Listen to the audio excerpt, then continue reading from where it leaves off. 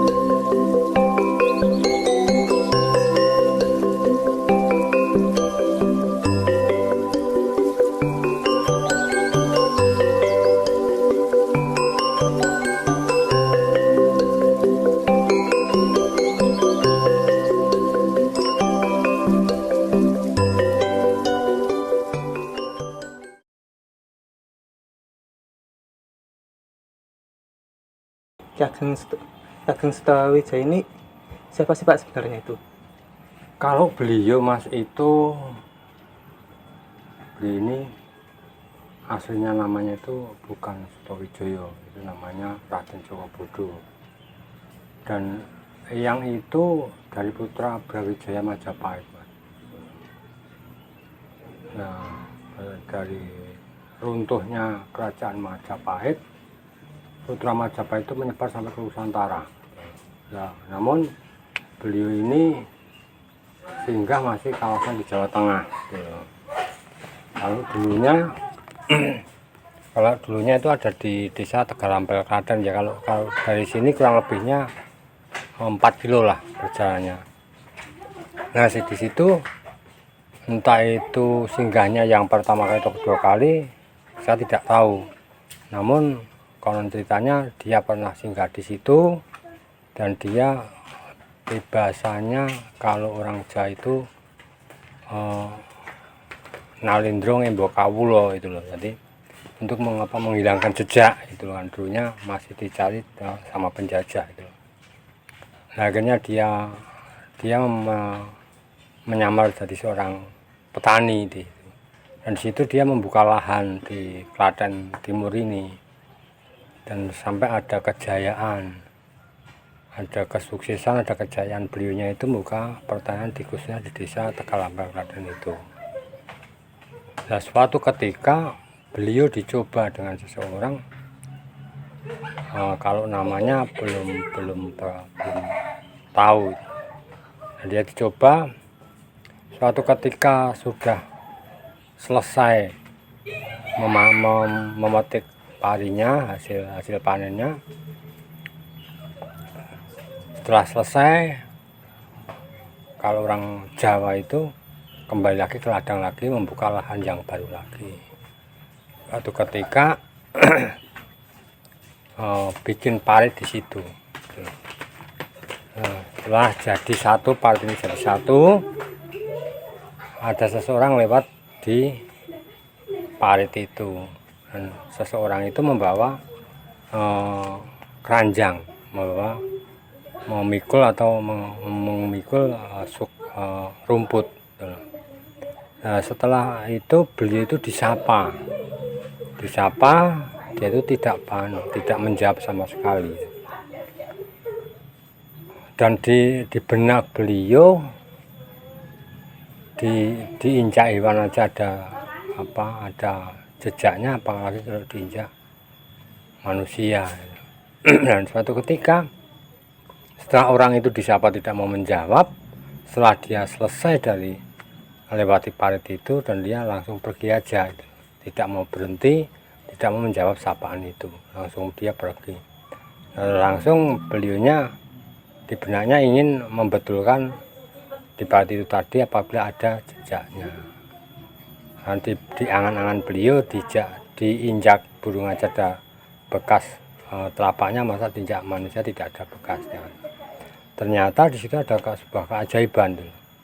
Ada sebuah keajaiban, di situ tidak ada bekas sama sekali injakan kaki itu. Setelah itu beliau gas pulang, dan dia berbincang-bincang dengan istrinya. Bincang dengan istrinya, kalau saya mau mencari seseorang. Setelah pamitan selesai, beliau berangkat mencari orang itu. Setelah perjalanan demi perjalanan, dia sampailah di desa Sepi Cawas. Itu konon ceritanya kayak gitu. Nanti dia singgah di situ, dan setelah dia istirahat di situ, dia bertemu dengan seseorang. Jadi konon ceritanya beliau itu Kanjeng Sunan Kalijogo gitu. Nah, setelah itu Raden Jogobodo itu disuruh, setelah bincang-bincang lama, terus dia disuruh untuk menunggu di situ, di desa Sepi Cawas itu. Setelah beliau menunggu sampai beliau mau menghadiri pertemuan di Bayat. Setelah nanti kalau aku belum datang ke sini, kamu jangan pergi. Dan nanti nanti aku datang ke sini, nanti kamu baru pergi. Akhirnya beliau pergi ke Tembayat, dan beliau Raden Djoko itu menunggu di situ. Nah, beliau menunggu, seiringnya waktu, akhirnya beliau pulang ke situ lagi menghampiri Raden Djoko itu tadi. Setelah dihampiri, terus beliau itu dibincang-bincang lama, akhirnya terus dia disuruh untuk berguru agama. Jadi untuk mencari ilmu agama. Kalau dulunya itu masih Hindu dan Buddha, yang Hindu Buddha. Akhirnya beliau menyanggupi permintaan atau nasihat dari Kanjeng Sunan itu tadi. Setelah perbincangan selesai, dia menyanggupi, akhirnya beliau pergi ke tempat Ki Ageng Pandhanaran. Setelah beliau pergi ke tempat Ki Ageng Pandhanaran, akhirnya mereka yang sampailah di tempat Ki Ageng Pandhanaran itu tadi. Setelah dia sampai di situ, dia menceritakan apa yang disuruhkan sama Kanjeng Sunan Kalijaga itu tadi. Dan beliau menghormati perkataan beliau diterima. Namun sebelum diterima menjadi muridnya, beliau konon ceritanya itu, kalau bahasa katakan ada sebuah permintaan, yang sebuah permintaan itu harus diwujudi gitu.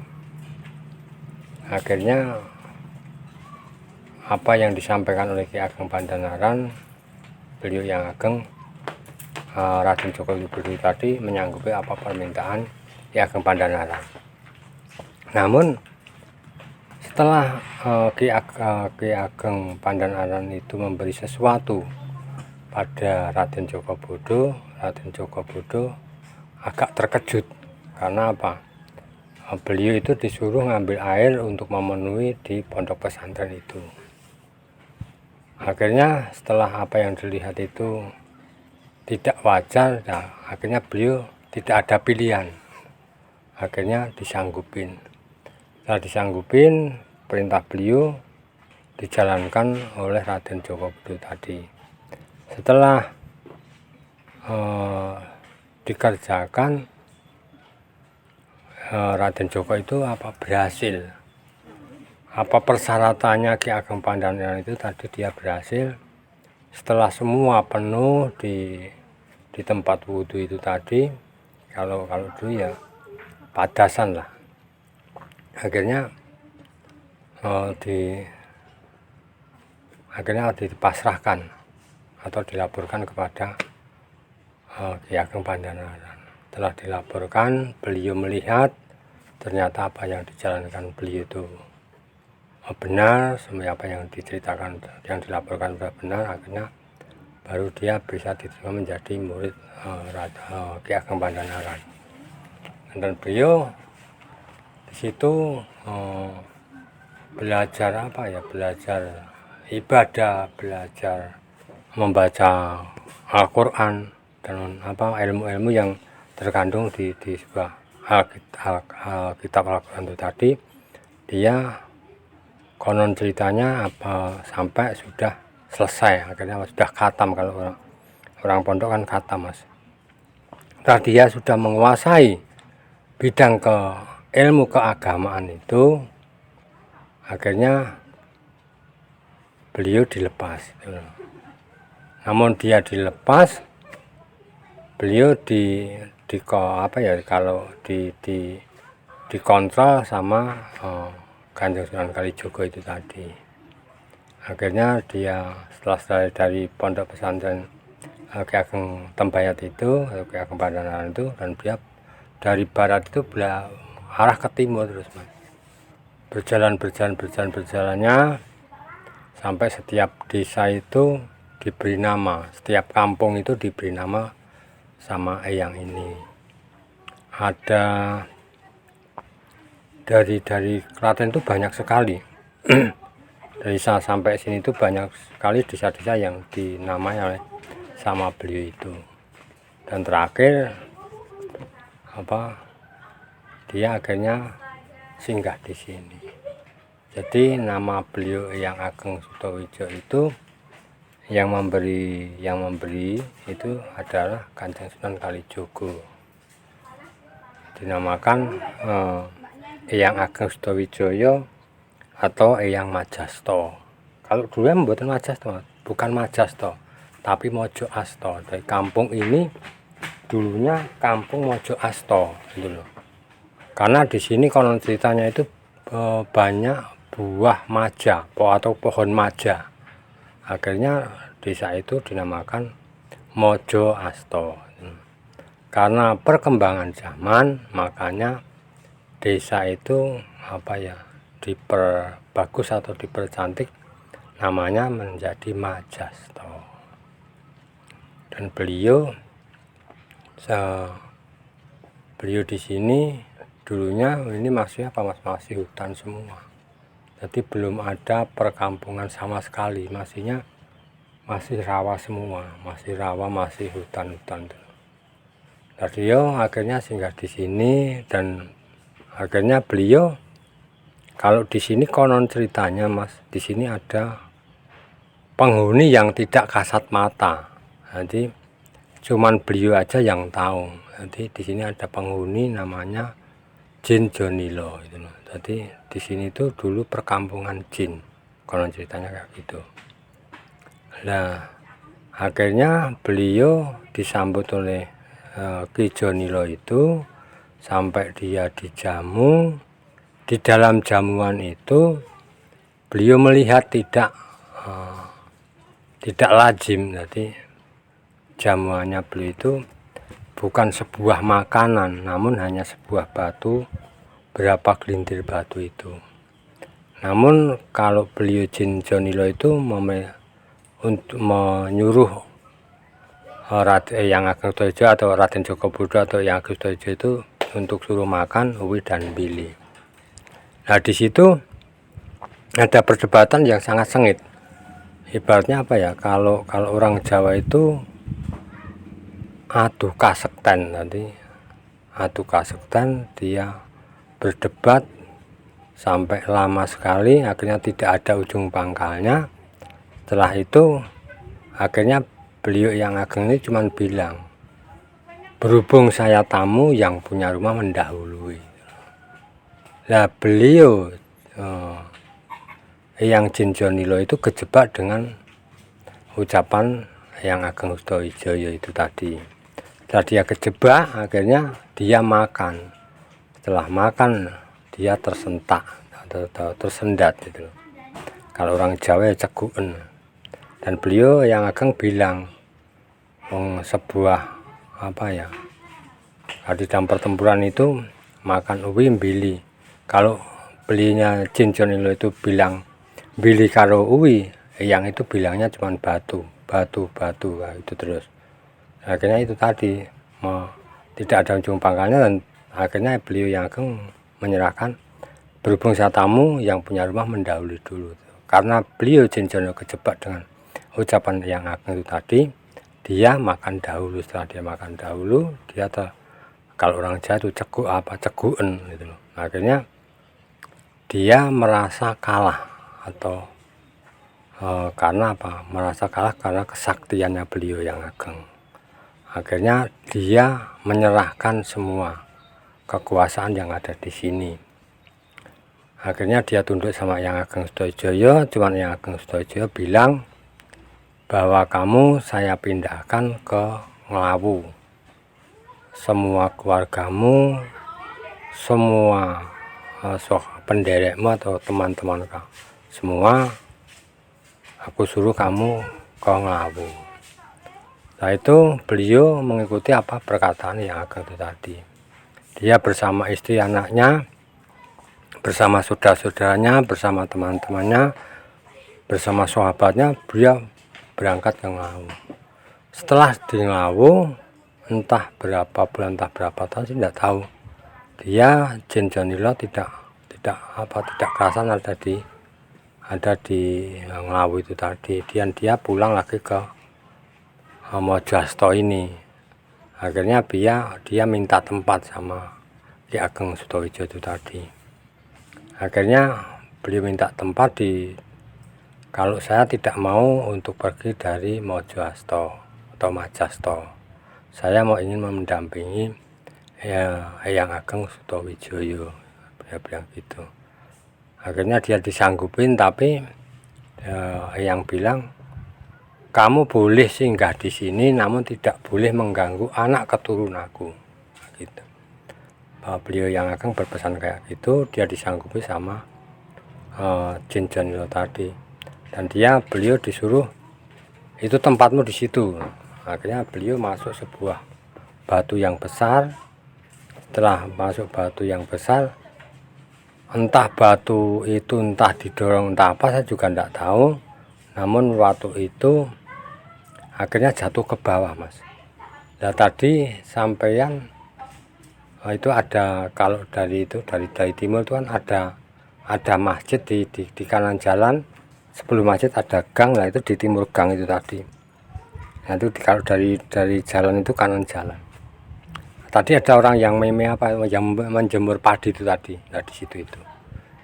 Akhirnya dia sampai sekarang masih singgah di situ. Jadi ya percaya tidak percaya kita juga tidak tahu, Allah alam, cuman Allah semua yang tahu. Tapi cerita itu sampai menggelindas sampai sekarang ini masih mitosnya masih ada. Tinggal manusianya percaya atau tidak, ini tergantung manusianya sendiri. Cuman itu kan hanya sebuah cerita, namun cerita boleh dipercaya juga boleh tidak ya tidak apa-apa, mau dipercaya ya boleh, nanti semua tergantung orang-orangnya saja. Dan beliau di sini bikin masjid. Setelah dia singgah di sini, beliau bikin rumah, juga bikin masjid di sini. Ini masjidnya berdiri masih kokoh, kurang lebih itu tahun 1500-an atau 1400 berapa itu, Mas.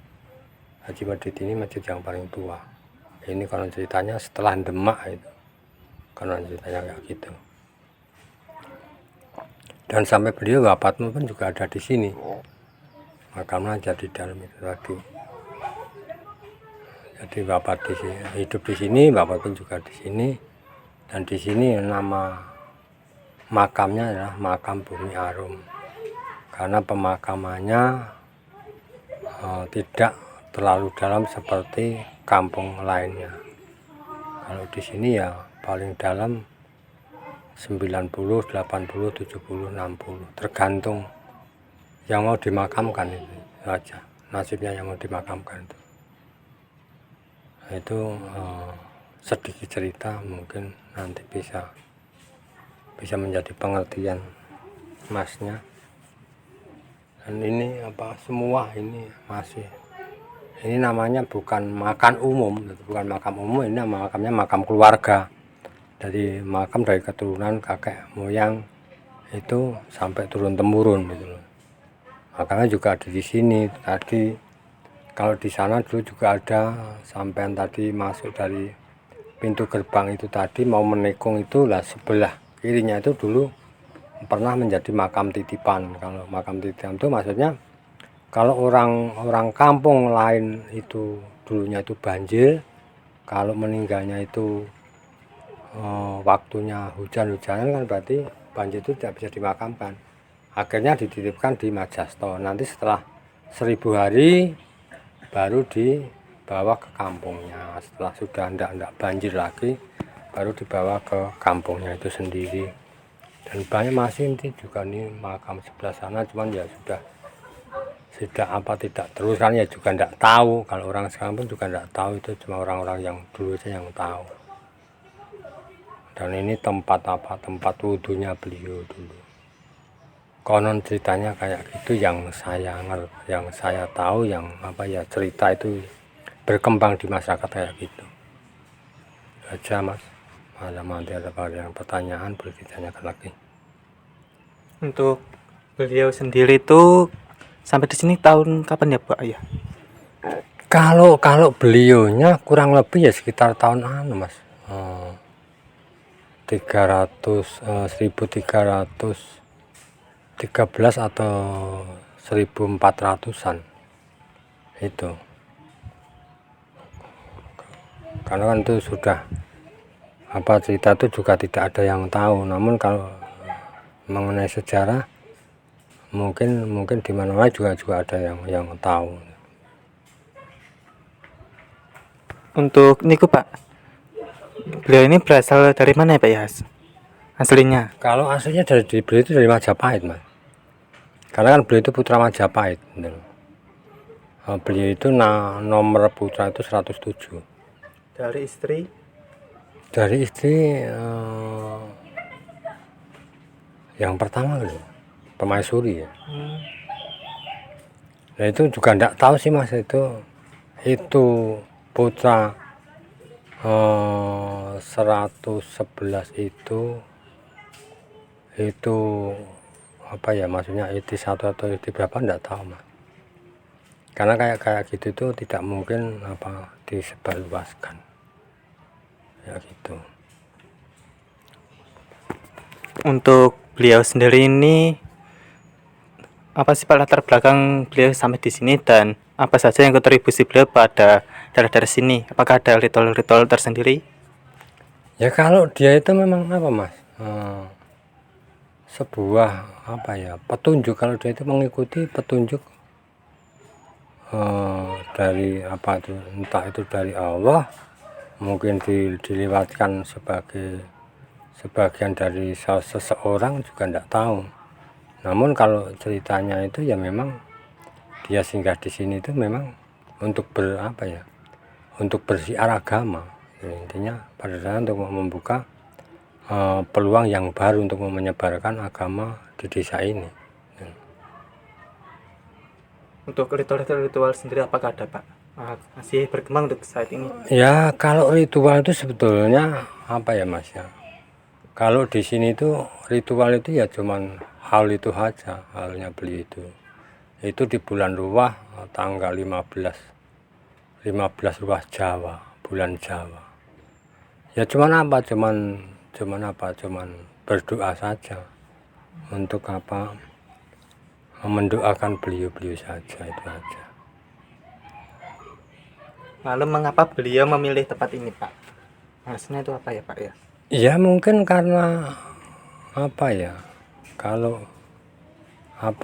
itu sudah dipilihkan juga tidak tahu Mas. Jadi karena kan dia mengikuti apa yang disampaikan Kanjeng Sunan Kalijaga gitu.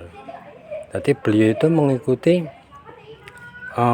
perintah dari Kanjeng Sunan Kalijaga. Ya mungkin secara langsung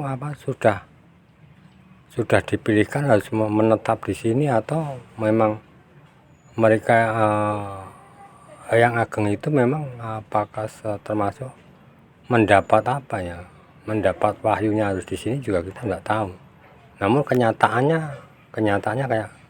kayak gini, mereka yang sampai hidupnya sampai wafatnya pun juga ada di sini. Untuk dakwah beliau itu bagaimana Pak? Kan seiring berkembangnya zaman pasti banyak orang-orang yang berdatangan ke sini. Itu untuk dakwahnya beliau di masyarakat itu bagaimana Pak? Ya kalau dakwahnya orang dulu itu ya sama saja teman. Metodenya itu ya pakainya yang juga pakai wayang, karena kan di sini juga ada sahabat yang bisa memainkan pertunjukan wayang itu loh. Apakah beliau itu siarnya dengan seperti Kanjeng Sunan Kalijaga, saya pun juga tidak tahu. Namun di sini memang ada sahabatnya beliau atau temannya beliau, Mbah Fatma juga di sini. Kalau dibilang itu dalang Majapahitan juga itu. Ya kalau orang dulu itu ya sama saja Mas, namanya dakwah itu kan tidak mudah. Memang banyak harus banyak tantangan, banyak rintangan, memang harus dihadapi. Ya kontrak itu pasti, pro dan kontra itu pasti juga ada. Namun kan bagaimana kita bisa mengambil katakanlah warga di sini maupun warga yang lainnya untuk menarik supaya dia itu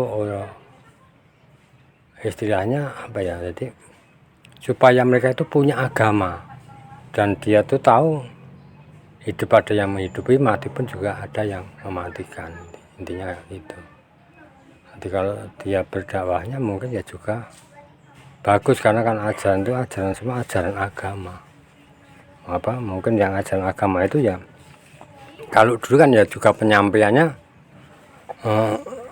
memang bagus, bukan kayak orang sekarang. Kalau orang dulu itu memang tantangannya sangat luar biasa, bukan sekarang itu orang kita belajar cuman pakai cuman pakai buku. Kalau orang dulu belajarnya langsung praktek gitu loh. Jadi prakteknya kita menghadapi masyarakat sekelilingnya, sekitarnya itu loh. Ini kondisinya bagaimana, terus ini apa kan juga mereka juga bisa memahami, diantara untuk mengambil simpatinya seseorang itu kan juga tidak mudah. Kita harus setiap waktu harus silaturahmi. Kalau orangnya muslim kan harus bersilaturahmi atau berkunjung gitu. Ya kalau orang Jawa itu kebanyakan telaten, kalau bahasa Jawa kan telaten atau tekun. Dia mencari teman seagama ya, semuslim lah. Ya semua kan tidak boleh dipaksakan. Di dalam orang mengambil agama itu, mengambil keputusan agama itu memang tidak boleh dipaksakan. Di dalam Islam itu tidak boleh memaksakan kehendak orang lain. Harus benar-benar dia itu punya histori sendiri. Dan dia harus punya sebuah kepercayaan sendiri, keyakinan sendiri. Apa yang mau diikuti kan itu tidak boleh dipaksakan ya, gitu. Lalu untuk buku mengenai Ki Ageng Setowijaya itu apa ada Pak? Arsip-arsip tentang beliau? Kalau arsipnya enggak ada Mas, itu enggak ada. Enggak ada sama saya, enggak ada. Cuman tinggal kalau orang-orang Jawa tinggal dongeng aja. Tinggal cerita saja. Ya mungkinnya ada, yang nyimpen siapa saya juga enggak tahu. Karena kan semacam itu peribahasanya memang pastinya saya yakin masih ada lah arsip-arsip itu.